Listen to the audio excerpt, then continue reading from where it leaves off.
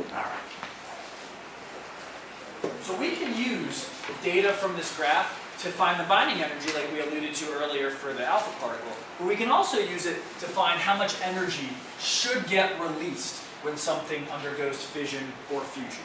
All right, and the process is pretty darn easy. So the next few slides are going to be building towards, right, finding the binding energy of our individual players, our individual pre-fission and post-fission, or pre-fusion and post-fusion things, and then comparing the total binding energy before the fission or fusion with the total binding energy after the fission or fusion. And what we need to keep in mind is that a high binding energy, right, means that we're stable. It means that the nucleus is stable. So if our nuclides after the process have more binding energy, that means they are stable, and that energy must have been released to make them more stable. All right? So if the fission or fusion yields a smaller total binding energy, then that thing wouldn't happen. Right? If we get a larger binding energy as a result of the fission or fusion, then we would be releasing energy. That is something that would happen, and we could, harness some of that energy. So let's do, one example together. I'll probably have you guys do one example in your foursomes, and then we'll see what we have time for still. And I want to do a slightly different example than the fission that we looked at earlier. Right? So earlier we had uranium-235 fission into barium-141 and krypton-92. I don't want to do that again because I do think it's really important what Cliff and Nick asked about, that it's not always the same things that are produced. So we'll pick some slightly different things. But we're definitely gonna get that reaction back up here. So uranium-235 and a neutron. And I don't want barium-141. Who's got 2 fewer protons than barium? Xenon? Okay. And how many protons is that? 54. Great. And who has 2 more protons than krypton? Strontium? 38. Alright, so strontium 38. Now, I'm going to just grab a periodic table for myself because I need to come up with some mass, some nucleon numbers here that aren't totally unreasonable. Alright, so xenon's average atomic mass is 131. Let's do a slightly heavier than average xenon. Let's do 134. Strontium's average atomic mass is 88. Let's do slightly heavier than average strontium also. And then how many neutrons are going to be produced as a result of this fission? I think it's, did I miss, what did I do? I'm missing way too many. What the heck did I do? I think, Now, 12. Yeah, 12. no, hold on. I need way heavier. I need way heavier somebody. Yeah, we're not making 12 neutrons. So let me pick some heavier isotopes for these guys. Let's do strontium, 95. And let's do xenon, 138. And let's see how that works out. So now I've got 233 out of those guys. And then, 3 neutrons is more reasonable. So I need 3 neutrons, no protons, so that would be, I probably shouldn't write it like that. I should probably write it as 3, right, neutrons. 3 neutrons with 1 nucleon, no charge. So I think it's, even though that kind of took 2 minutes, I'm glad we did it because we don't always get barium and krypton. We're probably almost as likely to get these things, right?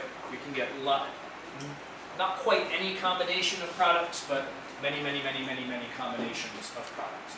All right, so what we need to do is use the figure either from page 11 of our packet or from the figure that I can put back up from the notes and find the binding energy per nucleon of all of our things. So we'll do uranium first. All right, now we can't use this one because this one only goes up to 120 for our nucleon number. So let me just back up a couple slides. So 230, so the last one we have is uranium. So what does that look like? I think we even said it before.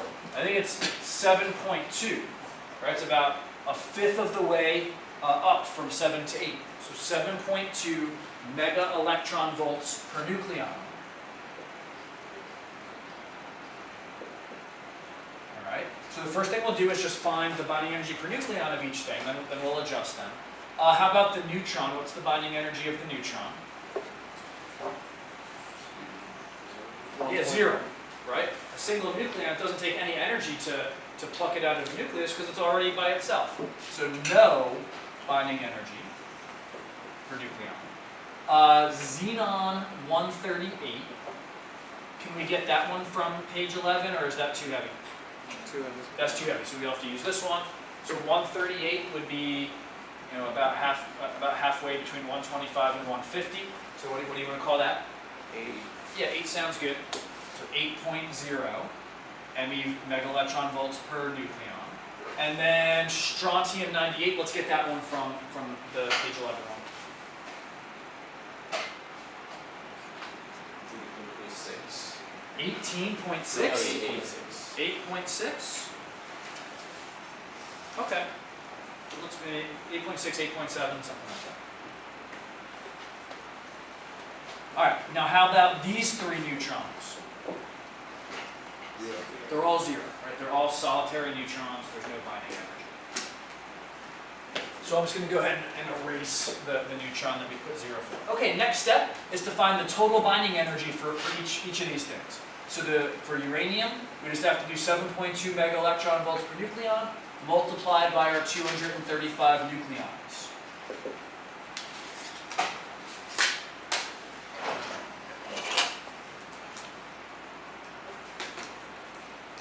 So I'm getting like 1692 MeV, is that right? I heard a few of you getting calculators out. Yeah? No? Yeah. Alright. And I'm going to give that 2 significant digits because this one here is certainly rounded. This one's exact. So 1692. The xenon will multiply the 8.0 mega electron volts per nucleon by 138 nucleons.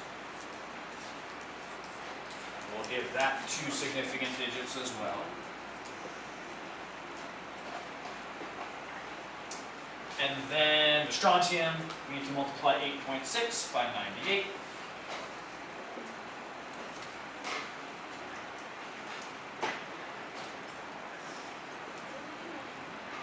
What's that? I changed. Oh, it is 95. Oops. Thank you.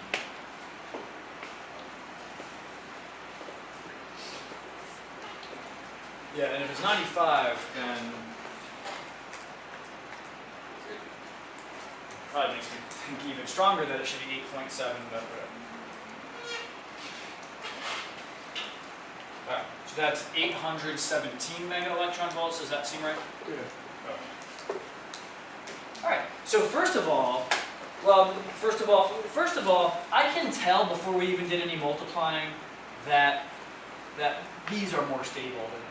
Right? 7.2 MeV, mega electron volts per nucleon, that's less than the 8 and the 8.6. So this could be a fission reaction. This would release energy if it was occurring. So this could happen. What I need to do next is add these 2 binding energies together, right? Because I need to compare the total binding energy before the fission with the total binding energy after the fission. And I think that's like, what was that, 1921? Right? Yeah. So 1921 mega electron volts, and that would be precise to the hundreds place. And then, so prior to the fission, we've got 1692 mega electron volts of binding energy. After the fission, 1921. So we have more binding energy because these nuclei released some energy. They got more stable. And the amount of energy they released would be the difference between these 2 binding energies. So 1921 minus, and that's percent to the hundredth, minus 1692. So I'm pretty sure that's going to be, once we round, 200 mega electron volts. All right, so when uranium-235 fissions into xenon and strontium, 200 mega electron volts of kinetic energy is generated, and most likely that kinetic energy will almost immediately be 200 mega electron volts. Follow-up issues on using this figure to calculate how much energy is released during a fission. All right, you guys do the fusion. You guys do the fusion. Oops, I can actually turn this off. You guys do the deuterium and the tritium into the alpha particle and the neutron. Do it in your foursomes, all right? And hopefully this won't take more than like 2 minutes.